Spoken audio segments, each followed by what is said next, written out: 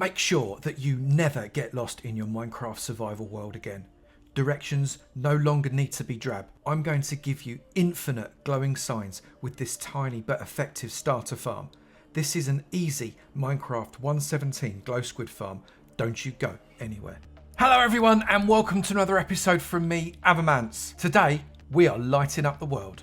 Minecraft 1.17 gave us Glow Squid, which drop a luminescent ink we can use to put more light into our life. These are used for glowing signs and the absolutely brilliant glow item frame. But these glow squid are tricky. They only spawn in light levels of 0 under y equals 63, so it's a good idea to farm them if you want lots of glowing ink. This tiny, really easy starter farm uses almost no resources and works by taking advantage of squid behaviour when you're at a certain distance away. You also don't have to worry about lighting up underground caves. I'm going to show you how to make it block by block right now. Everything you need for this build is inside this chest. It's mainly digging and only really small holes, so you're going to need a pickaxe and a shovel. You're also going to need 114 scaffolding. Take a screenshot of all of those items, pause the video, whatever works for you, that is exactly what you will need. This is tinted glass. It doesn't have to be tinted glass, it could just be a solid block, but if you do want tinted glass and you don't know how to get amethyst, there is a link to a video in the description below and on the screen now that shows you a really great amethyst farm.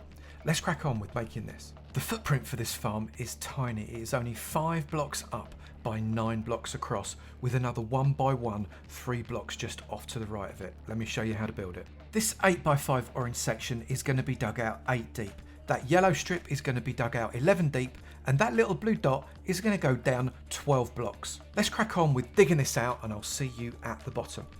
The floor of your farm has to be natural stone, so andesite, diorite, stone, deep slate, anything like that. If you've got dirt or something else, or even ores, you need to dig them out and replace them with the natural stones.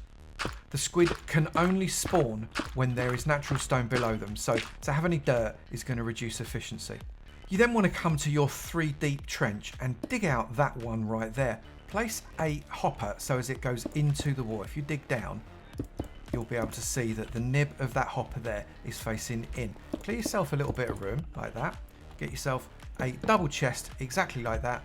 Fill in that bit that you've just done there and go into your hole that you have dug that is 13 deep from the surface. Get yourself enough blocks to fill in that top and then place a tinted glass right there. That will stop any light from getting in and you'll still be able to open your chest. You can then get yourself ladders all the way to the surface, and that gives you an escape and an in and out to be able to collect the goods that come into your farm. You then need to get back in your hole and you can just drop. It won't hurt you. Now come back to your 3 deep trench and at each end place 1 redstone block in there. That's going to power your powered rails. That's going to make the hopper minecart go backwards and forwards. Now if you wanted to do this with some kind of redstone torch, you absolutely can, but I find 18 bits of redstone is not that hard to find, is it really? So you can do that very easily. Make sure you shift click over the top of that hopper. Then get your minecart with hopper and then get your 5 magma blocks and place them over the top like that. There should be a 1 block gap between this shelf that you're standing on and these magma blocks. Then grab yourself a set of gates and place gates all the way along there, and then you want up to 2 high before the top, so not that one, but that one. You want to be placing fence gates all the way across this entire wall. And once all the fence gates are there, just open them all up. Now at the back, which is the end opposite the fence gates, 5 blocks up, 1, 2, 3, 4 and 5, place a bucket of water and then miss a gap and place another one, miss a gap and place another one. And then along this wall, miss a gap, place one, miss a gap, place one, miss a gap, place one, and then place another one for good measure. You'll see you've got water sources kind of along the row at the top, but then we need to make these water sources solid. So I'm going to place a kelp everywhere I've put a water source block exactly like this. And then I can either wait for that kelp to grow or I can just build more kelp on top like this. We can do this by coming up inside our water tower and then do it on the next one and the next one. And do this on each and every one and we will find that we get a water source all the way along inside our entire block. You can see here we go, one massive water area. Now you can get rid of that kelp because you don't need it anymore. Now you're going to find you are floating in a pool of water that you can't get out of right now. Except you can. Just come along and open up one of the second fence gates, the ones level with the bottom load of water. Then jump on top of that fence gate and then place a temporary block right there. In fact, make it an entire layer of temporary blocks that is level with the last row of gates. Make sure before you put this last block in here that you reopen up that fence gate, and then you've got an entire layer of temporary blocks. What you then need to do is place a row of water all the way across so as it flows right the way along to the gates but doesn't go past it. You can then take away all of these temporary blocks like that. You'll sink into the water, but that's all right because we're going to sort that out in just a moment. And then what we need to do is replace where the temporary blocks are with more water source blocks. And we can do that really simply. Place one bucket there, one bucket there, one bucket there, one there, one there, one there, and then an additional one there. And that means that there's an entire row of water source blocks all the way along till this end part right here. What you need to do to test that is just throw it orange wool, and if it flows all the way to the top, you know you've got water source blocks all the way there.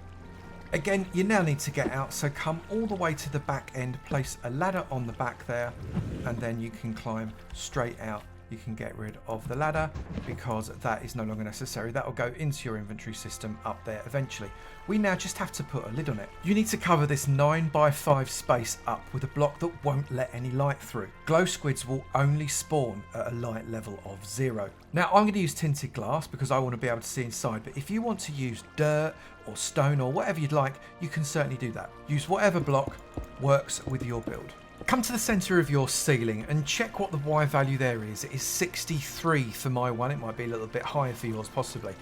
We are going to then place 114 scaffolding blocks up higher. So that means that we're going to go up to Y177. I am up on a platform at Y177. That is 114 blocks above the ceiling of my farm.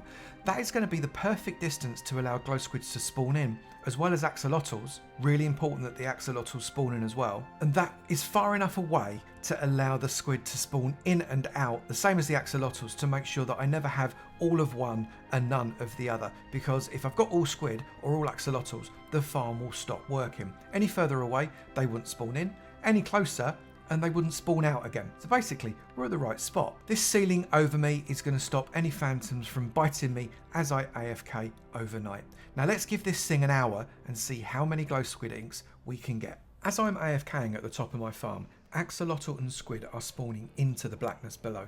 The axolotl kill the glow squid and the ink sacs float to the top and are pushed into the collection channel. The magma blocks then kill off any stray axolotl, which frees up space for more squid because they share the same mob capacity. The height above the farm means that if there is time where there's just squid or just axolotl, then I'm far enough away to allow some of them to despawn, which gives a chance for there to be a mixture of the mobs inside the farm again, which is what's necessary to make it work. That has been pretty much bang on 1 hour, so we're going to go back down and see what it is we've got in our farm. Let's go. So long old drop, and obviously in survival you'd be coming down that scaffolding, but if I come down here and we'll see how much we've got in the old glow squid ink. We've got, right, so 1, 2, 3, we've got 4 full stacks and just over a half. So that is just under 300 glow squid ink sacs per hour that you get out this little tiny farm that is only 5 by 9 blocks wide. Yeah, okay, you don't get some of the massive volumes that you get from these big industrial farms, but come on, how many glow squid ink sacs do you really need in an hour? One very simple glow squid farm for Minecraft 1.17 and Minecraft 1.18 survival with a tiny little footprint that will give you so many glowing signs in your world that you literally will have to wear sunglasses. The future's so bright, you've got to wear shades. If you have enjoyed this video, please do remember to slap that like button. It'd be great to know you're enjoying them, and I will keep on making. Also, if you've not done it already, please do hit that subscribe button. It'd be great to see you in my sub club. I look forward to seeing you in another video. You take it easy now. Bye.